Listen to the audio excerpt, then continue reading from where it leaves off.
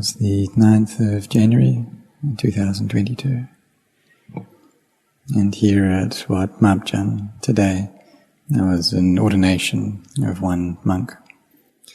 So in ordaining someone as a monk, as a bhikkhu, initially that's just a conventional ordination. A monk who is a monk, in line with Dhamma and Vinaya. During the time of the Buddha, there were those who had faith and also had a lot of barami. And many were arahants already, and the Buddha ordained them, and he ordained them by himself. So he said to them, come, bhikkhu, and practice the Dhamma well. And this was their ordination. If they're a sotapanna, then he would say, practice the Dhamma for freedom from suffering. So, and then he would give the triple gem, and they would recite their three refuges, Buddhang saranang gacchami, Dhammang saranang gacchami, Sanghang saranang gacchami. And that already was their full ordination process. And so now, however, we live in a society that needs some order. There needs to be rules for this. And so there are in becoming an upajjhaya, becoming a preceptor. In order to do that, there needs to be a training and pass some tests. And the Mahathera Sanghakom, the governing body for the monastic sangha in Thailand, they appoint that position as upajjhaya, as someone who can ordain others. During the ordination process, the preceptor, upajjhaya, he gives the 5 meditation objects of kesa, loma, naka, danta, tacho, tacho, danta, naka, loma, kesa. And so hair of the head, hair of the body, nails, teeth, skin. Skin, teeth, nails, hair of the body, hair of the head. And so they give these to everyone who ordains, so that they can take them and contemplate these 5 objects. And these are the 5 things which wrap a body. When the eye sees a form of a male or a female, or ourselves, then what do we see? You see hair of the head, hair of the body, nails, teeth, and skin. And that's what we see first. And our eyes aren't capable of having X-ray vision. They can't dig deeper into the body than this. We just have eyes of the flesh, so all they see is this outer layer of the skin. When light hits the skin and then reflects back from it, and then it enters into the eye, goes into the retina, and then that sends nerves, or gives a signal through the nerves, and then we gain a feeling. And so that's what happens. This is the process of seeing, and it's natural for this to happen. And then there's this feeling of sight that appears. So this is a natural process, but it's the avijja, tanha, upadana, the ignorance, craving, and clinging that push the mind into proliferating, and this happens immediately. Giving it the meaning of something that's beautiful, something that's attractive. Giving these things the meaning of a person, or an animal, or some other physical object. And so the sense of self, of me, and of other appears immediately. And this is what happens. This is the nature of the world, to be this way, and it's been like this ever since we were born.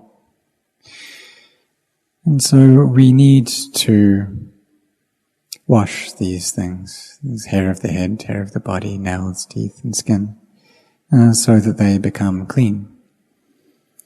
And if we do that, then we'll get the feeling that they're good things. We'll find them attractive. We want to look at them.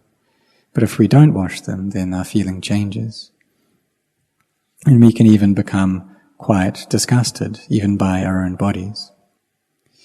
There's the sweat that comes out, the fat of these bodies, and then that gets onto the things that we use to clothe ourselves, whether it's robes for monks or clothes for lay people.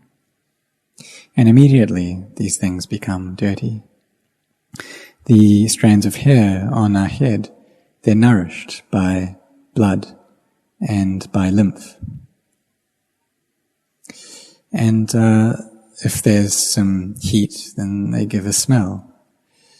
And so we can contemplate them and seeing them as being something unattractive like this. We can contemplate that if our hair was to fall off in a dark room and we were to touch that, then we'd feel like we didn't like it at all. We'd feel like it was something quite repulsive. But when the hair is on the head, then we gain a different feeling. We feel like it's something attractive. When it falls, then it immediately becomes something dirty. If there was a pot of very delicious curry and some hair fell into it, or there was a glass of clean water and hair fell into that, then immediately these things would become dirty, they'd become unclean. So we reflect upon this, asking ourselves, hair, is it something clean or is it dirty? Is it something beautiful? Is it actually beautiful? So we do this, contemplate like this, in order to find the truth of the matter. If our minds are peaceful already, then we'll be able to contemplate into this. We'll be able to gain a clear seeing and understanding can arise. And you can see how the hair of the head is something that isn't beautiful. Hair of the body isn't beautiful. Nails, teeth, and skin, these things aren't attractive. And if we contemplate into just one of these things and we can perceive that, then we should look into that one object, and do that a lot, until we see it very clearly. For those who have cultivated this in the past, then maybe they'll gain a clear image that arises within their mind, really perceiving that as being something unattractive. But if our samadhi isn't to that point yet, then we really need to just carry on going through this contemplation. And this is the work of a monk who has ordained, going through these 5 kammatthana objects, contemplating them consistently without stop. And so when we do this, then the mind, which was initially dark and deluded, due to that liking, due to that perception of these things being beautiful, that darkness and delusion will lessen and lessen.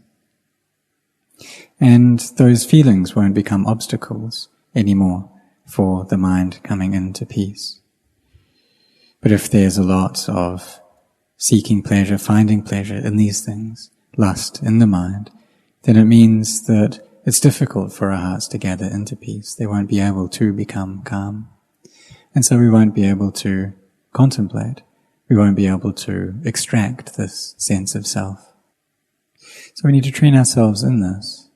And the preceptor during the ceremony, he just had a little amount of time, so he just briefly taught these 5 objects. But we can look into them further, and seeing if we don't wash this body, if we just let it go, then in no long time it becomes itchy. And that's due to the dust that settles on it, the sweat, and the bacteria starts doing its job. And so the body becomes itchy. So if we don't clean these bodies, and this is what they're like, it becomes itchy and very uncomfortable.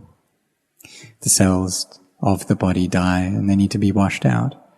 And when we clean the body, then we feel very at ease, very spacious. And this is one way of solving or curing the suffering, the pain of the body. And that's why we wash our body, is to relieve this suffering. So we see how the body is a heap of pain, of suffering like this. It's something that's wrapped in skin. And we can contemplate just one area of the skin.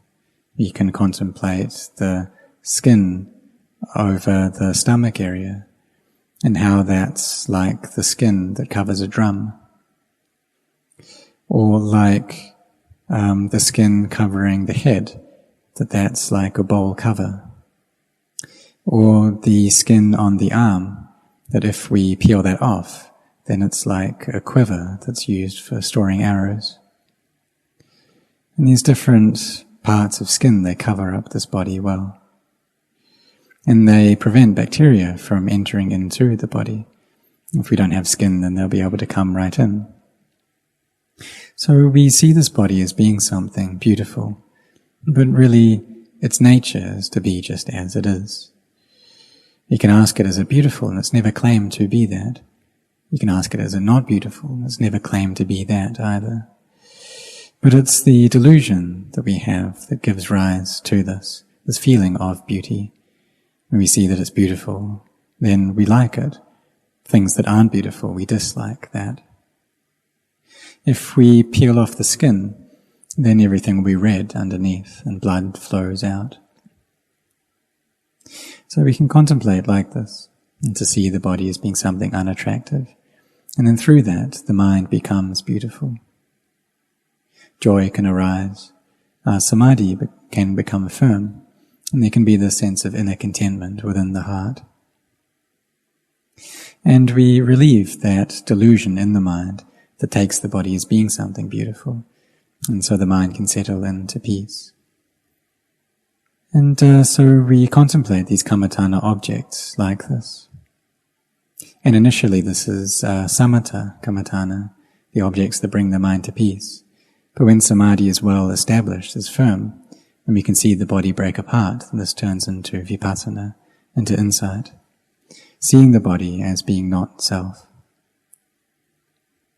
So in the beginning we need to bring up a lot of mindfulness, be reciting Buddha or some other meditation object, or contemplating this unattractive aspect. And this is all for the sake of peace of mind, and just that. And when the mind is peaceful already, then we can see into anicca, dukkha, anatta, to change and stress and not self, and see that with wisdom, that the body is just a body. It's not a being, not an individual, not me, not you. And so for the monks who have ordained, we need to train ourselves, train our minds like this.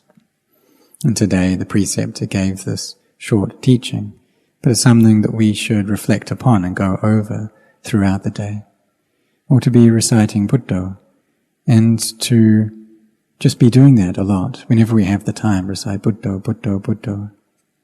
And then when the mind is peaceful, then we can come to contemplate the body. So may all of you set your hearts in this way.